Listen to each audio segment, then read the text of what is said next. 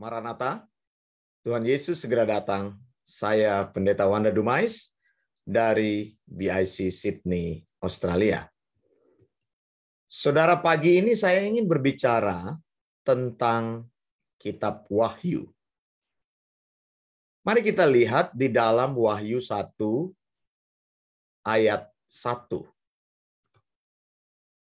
Firman Tuhan berkata seperti ini. Wahyu 1 ayat 1, inilah wahyu Yesus Kristus yang dikaruniakan Allah kepadanya, supaya ditunjukkannya kepada hamba-hambanya apa yang harus segera terjadi.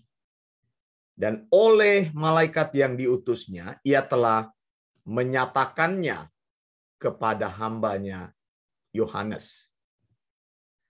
Saudara yang dikasihi Tuhan, tidak banyak orang yang suka membaca kitab Wahyu karena kitab Wahyu ini dipikir dan dirasa adalah kitab yang sulit. Kitab Wahyu adalah kitab yang terakhir di dalam Alkitab kita. Kita mempunyai 39 kitab Perjanjian Lama dan 27 kitab Perjanjian Baru.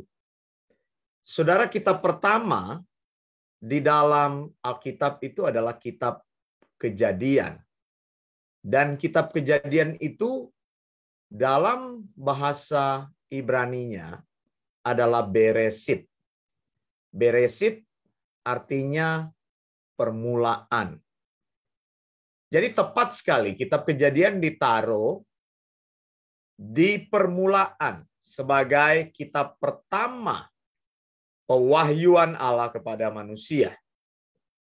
Alkitab kita memiliki 66 kitab dari total 39 Perjanjian Lama dan 27 Perjanjian Baru.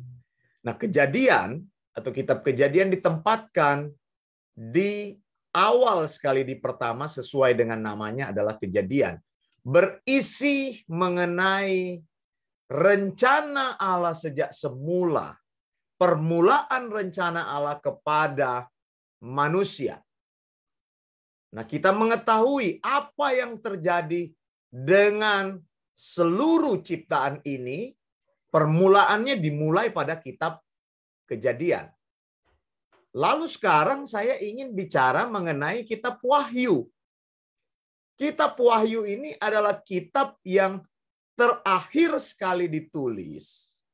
Pewahyuan yang terakhir sekali diterima oleh hamba Tuhan, yaitu pada tahun 95 Masehi, oleh seorang yang bernama Yohanes. Yohanes ini bukan Yohanes Pembaptis. Yohanes ini adalah rasul dari Tuhan Yesus. Salah satu dari 12 rasul. Yohanes ini adalah salah satu dari murid Tuhan yang pertama, yaitu Yohanes dari keluarga Zebedeus.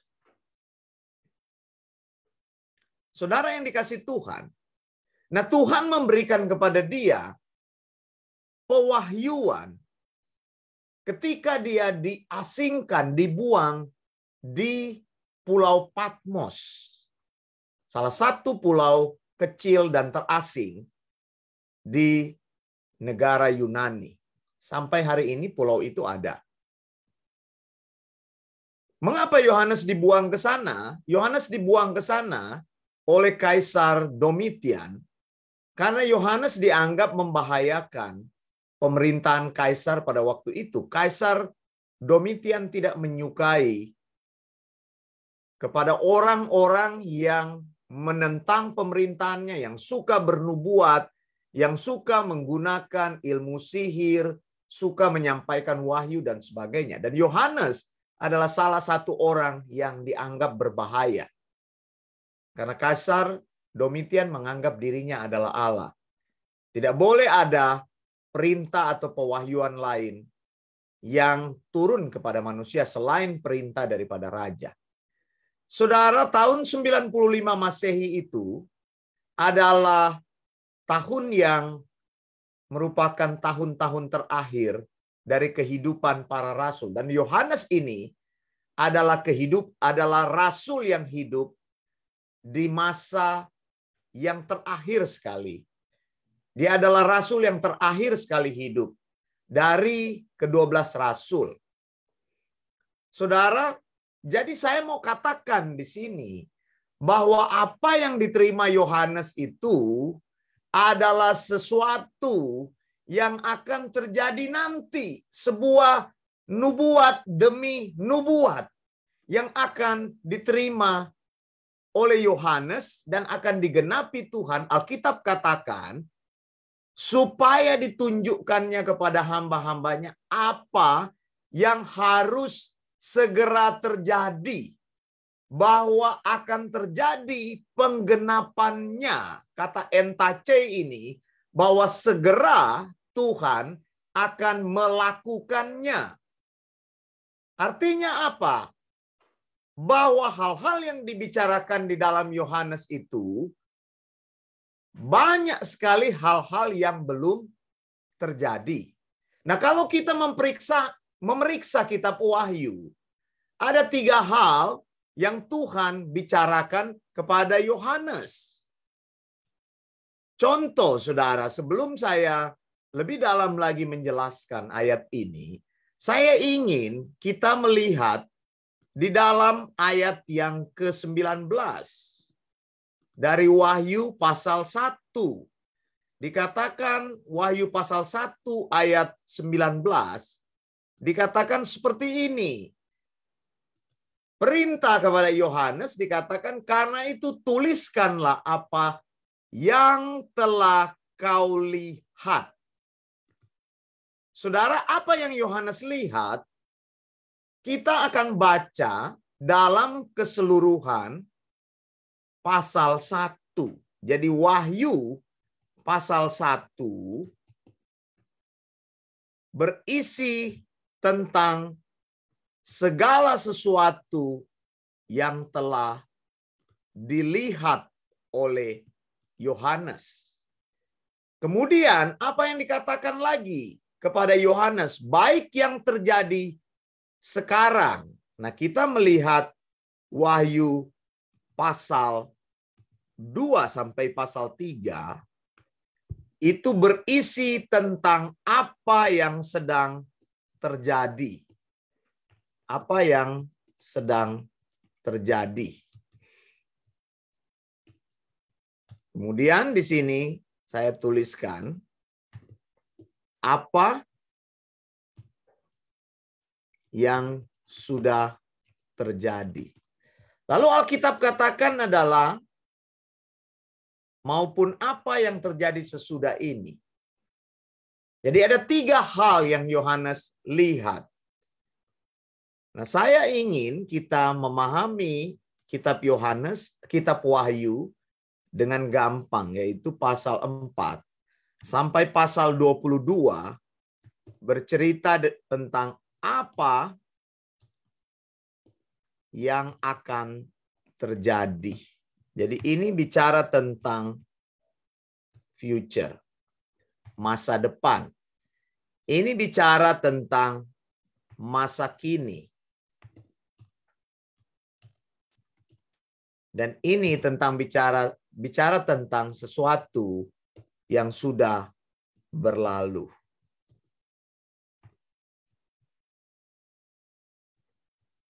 Nah, saudara, ternyata memahami kitab Wahyu itu gampang sekali. Dengan menggunakan pemahaman-pemahaman yang diberikan oleh Alkitab sendiri. Begitu. Jadi Tuhan ingin bahwa apa yang dia bicarakan di dalam Wahyu ini diketahui oleh semua umat Tuhan. Apa yang akan terjadi, yang akan Tuhan kerjakan, bagaimana sejarah dunia ini akan berakhir. Sekali lagi saya mau katakan harmonisasi ini. Kitab Kejadian adalah kitab pembuka berisi tentang rencana-rencana Allah tentang penciptaan dunia ini. Jadi ditaruh di depan. Dan kitab Wahyu berisi tentang penutupan rencana Allah. Akhir dari rencana Allah terhadap ciptaan, terhadap dunia ini. Maka klop, saudara. Kejadian dan Wahyu. Satu kitab pembuka dan satu kitab penutup. Dua kitab ini perlu Anda pelajari secara khusus. Dan kitab ini disebut sebagai pembatas buku atau sesuatu yang menjaga rangka buku. Misalnya di dalam rak buku Anda menaruhkan pembatas buku supaya buku itu tidak jatuh di dalam rak buku Anda. Di dalam perpustakaan pribadi Anda ada rak buku, Anda taruh pembatas buku dan dua kitab ini bagaikan pembatas buku yang saling menjaga satu sama lain. Jadi yang satu membuka, yang satu menutup. Saudara yang dikasih Tuhan, kalau kita memeriksa, jadi berdasarkan Wahyu 1 ayat 19, dikatakan, tuliskanlah apa yang telah kau lihat. Pasal 1 berisi tentang apa yang Yohanes lihat. Sudah terjadi atau pas. Kemudian pasal 2 sampai pasal 3 apa yang sedang terjadi. Yaitu bicara tentang saat itu yang sementara terjadi atau present. Dan pasal 4 sampai pasal 22 apa yang akan terjadi atau future atau masa yang akan datang. Nah, setiap kali Anda membaca kitab Wahyu, Anda akan menggunakan kerangka yang saya berikan ini. Dan ini akan mempermudah Anda untuk memahami. Jadi kitab Wahyu itu sangat gampang dipahami berdasarkan apa yang sudah saya berikan. Kalau Anda menggunakan kerangka kitab Wahyu ini, maka akan menjadi kesukaan bagimu. Di pasal manapun engkau membacanya, maka engkau akan mengerti di pasal itu sedang terjadi apa. Kalau engkau baca di pasal 1, maka sedang terjadi sesuatu yang sudah lewat.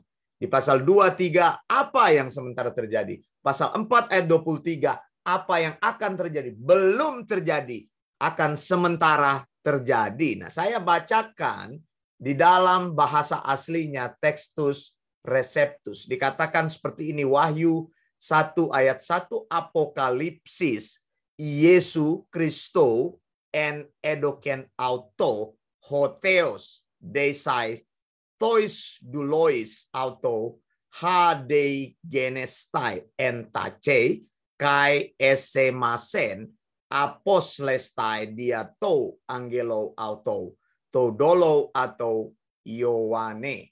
Nah, saudara, di sini jelas dikatakan kalau kita baca kitab Wahyu 1 ayat 1 dikatakan apokalipsis. Jadi kalau di dalam bahasa asli dimulai pewahyuan, pernyataan Yesus Kristus. Apokalipsis itu artinya pembukaan. Seperti membuka sebuah selubung. Seperti ketika Anda menanak nasi. Di tempat penanakan nasi Anda buka itu tutupnya. Itu namanya apokalipsis. Membuka selubung sehingga isinya bisa Anda lihat. Jadi kitab Wahyu bukan kitab yang tertutup. Tapi justru melalui kitab Wahyu Allah ingin membuka rencananya. Dikatakan oleh Alkitab kalau kita baca dalam kitab Wahyu, misalnya Wahyu 1 ayat 3 dikatakan, berbahagialah ia yang membacakan dan mereka yang mendengarkan kata-kata nubuat yang ada tertulis di dalamnya. Misalnya ya, saya kopikan ini, ayat terakhir saya berikan untuk kita di sini. Dikatakan oleh Alkitab, berbahagialah ia yang membacakannya, diberkatilah ia yang membaca secara pribadi. Lihat, ada kata di sini single, ya, single entity di sini atau tunggal di sini, satu orang. Berbahagialah kamu yang membaca dan mereka yang mendengarkan. Jadi apa? Ada singular dan ada plural. Anda yang membaca diberkati oleh Tuhan. Dan mereka yang mendengar, kita harus sampaikan kitab ini, kita harus ajarkan kitab ini di perkumpulan-perkumpulan jemaat. Kenapa? Karena ini berisi tentang selubung yang dibukakan Allah. Setiap orang percaya harus mengetahuinya. Sebab apa? Kita bisa menuruti apa yang tertulis di dalamnya sebab waktunya sudah dekat. Saya Pendeta Wanda Dumais dari BIC Sydney, Australia, dan Eleos Theological School. Maranatha, Tuhan Yesus segera datang. Blessings.